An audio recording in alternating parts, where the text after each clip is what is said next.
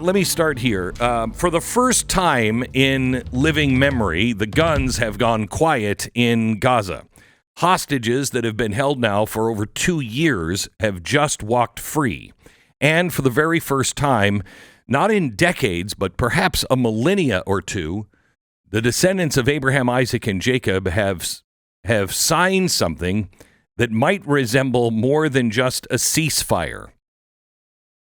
You have to understand before we start how significant and how impossible it is to reach this point. This is not like anything we've ever seen before. The conflict did not begin in 1948. It didn't begin with the British Mandate and the creation of the State of Israel. The story really begins with the ancient people of Israel in the sands of Canaan, where the people of Israel and the people called the Philistines clashed over the same spot of earth called Gaza. The Bible records Gaza as one of the 5 cities of the Philistines. And this is the place, Gaza is the place where the Philistines gathered their strength.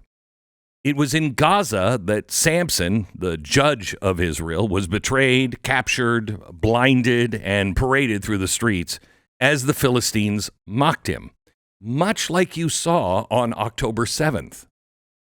It was in Gaza that he brought the temple down on them, one man against the empire. History has a very long memory in that land. We call it the Gaza Strip today, but it has seen conquerors come and go, the Egyptians, the Babylonians, the Persians, the Greeks, the Romans, the Ottomans, the British. And yet, somehow or another, the one rivalry that is from, 2,000, 3,000 years ago remains, the one between the children of Israel and those who dwell along the sea. That's an important thing.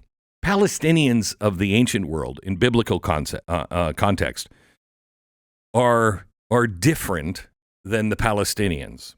They were the group, they were not Semitic, they weren't Jewish, and they concentrated on the coast of Israel, Gaza. The modern Palestinian identity came, a millennia later, and that was shaped by the Arab, Islamic, and historic developments in that area. It's not directly connected to the Philistines. However, Philistine and Palestinian both mean people that dwell on the coast. The word Hamas is an acronym, which means, in their language, the Islamic resistance movement. But in Hebrew, Hamas means something altogether different. It means violence. And this is in Hebrew in Genesis 6:11. The earth was filled with Hamas, violence, corruption, wickedness. It was because of Hamas that the rains came and Noah had to build the ark, because of Hamas. So when you hear the word Hamas, understand what it means to the Israeli ear compared, to the Palestinian ear. It's not just an enemy, it's a biblical echo, a spiritual warning from deep, deep time. So for 75 years, they have been trying to make peace between these ancient adversaries. Everybody has tried to do it. In my lifetime, the Camp David Awards or Accords were in 1978, the Oslo Accords in 1993. Endless roadmaps, summits, UN resolutions, and nothing. Every single one of them hailed as historic, and each one declared a new chapter, and every one of them failed. And it's not because the diplomats lack skill, but because too many on, one side, the entire Arab world, didn't believe Israel had a right to exist. And everyone was looking for a political solution. Then comes Donald Trump. Donald Trump didn't approach this, as a professor of Middle East studies. He didn't approach this with the 100 years of expertise from the State Department. In fact, he looked at the State Department expertise and went, you guys aren't really experts at anything. You haven't solved anything. And you keep trying the same thing. What are we doing? He took a business approach. He knew all of the players because of business. He knew all of the big players. And so he got in with all of the players and found out, what do you really want? And what they really want is stability. If you look at what's being built in the Middle East, they are these incredible modern cities. Incredible modern cities. They want prosperity. The Middle East does. Hamas doesn't. He saw a region, Donald Trump did, he saw a region that was addicted to U.S. aid, endless negotiation, and so he just tore up the whole rule book, and he recognized Jerusalem, first thing, as the capital of Israel, a move every single president before has been told by the State Department, you can't do that, it'll cause war. And you know what? It didn't. He moved the embassy. He then walked away from the Iran deal, and he told the world that America is no longer going to apologize for standing with the only democracy in the Middle East. And that's where all of the anti-Semitic stuff comes. Because now, see, Israel is controlling our foreign policy. Israel is controlling Donald Trump. Donald Trump is doing the bidding of the Jews. No, he didn't. No, he wasn't being controlled, and no, they weren't controlling him. It was actually seemingly quite the opposite, because he did something extraordinary. He took the entire region and brought them together. First, he did it with the Abraham Accords. That is the first genuine realignment of the region in a generation, or maybe two. And it wasn't about ideology. It was all about survival, prosperity, and the shared fear of Iran's growing shadow. When we drop the bombs on Iran, Americans and people in the West and people who have been educated in our universities and been indoctrinated with all this garbage, they looked at that and said, oh my gosh, look at, he's doing Israel's bidding. No, he was actually doing Israel's bidding. He was doing Saudi Arabia's bidding. He was doing Turkey's bidding. He was doing a bidding of Egypt. Everyone in the Middle East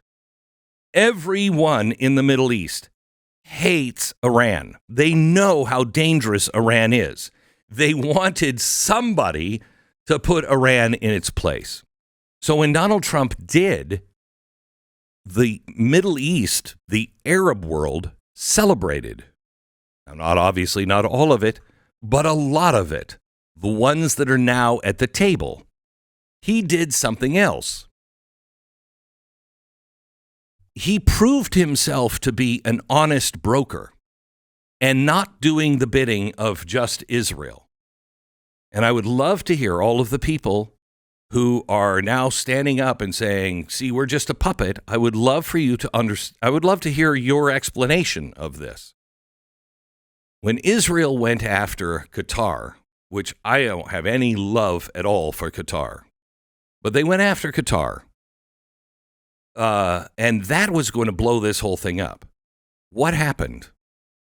Donald Trump went to Benjamin Netanyahu and said, you need to apologize to Qatar. Benjamin Netanyahu in Israel's not going to apologize. They ended up apologizing to Qatar. It won't happen again. That gave Donald Trump the image in the Middle East of not being the little boy toy, but the other way around. He has some control of what Israel is going to do. He can tell them, knock it off.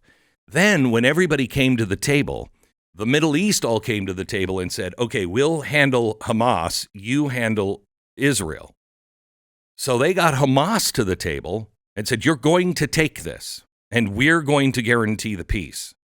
And Donald Trump went to Benjamin Netanyahu, and Benjamin Netanyahu said, we have to finish the job. We have to finish them off. And Donald Trump said, no, you're going to take this deal now. And Benjamin Netanyahu said, no, we have to finish them off. And he said, I don't think you hear me. You're going to take this deal. That's how this happened. That's a miracle. He didn't try to make them friends. He tried to make them partners. They all want prosperity. And now we are looking at the fruits of the labor that started with the Abrahamic Accords. The Arab states signed it, to enforce peace rather than to sabotage it. For the first time in 4,000 years, the blood-soaked sands of Gaza whispers something today that has been forgotten for 4,000 years, and that is hope.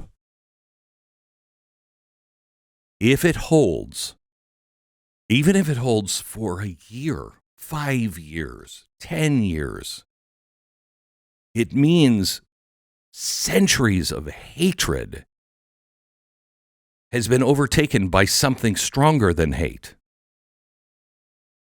And even if we just start with survival, that's good. It means that the children of Abraham, which is both the Arab and the Jew, the descendants of Abraham, long divided by faith and pride, have decided choose life over death trying to prove you're right. It means the biblical land of Gaza, where Samson fell, where violence has filled the earth, might finally learn the meaning of peace. But if it doesn't, and the rockets return and the lies reawaken, then this will just be another tombstone in the desert of broken promises. But the Bible says, blessed are the peacemakers. The Lord hates the hands that shed innocent blood. So if this holds, if courage triumphs over chaos, let's remember that peace is not the absence of war. It's the presence of righteousness. And righteousness, true moral clarity, demands that we call evil by its name. And we stand with truth even when it's costly. And we defend the innocent even when the world looks away. And now it is our job, as long as this holds, to rebuild. I am so happy to say we are not being asked to rebuild. Not our money. The Middle Eastern money is coming in now to rebuild the region, as it should be. Men haven't suddenly become good. But for once, maybe they are choosing life over death and survival. Or perhaps they've remembered and seen God's warning and chosen mercy over their rage.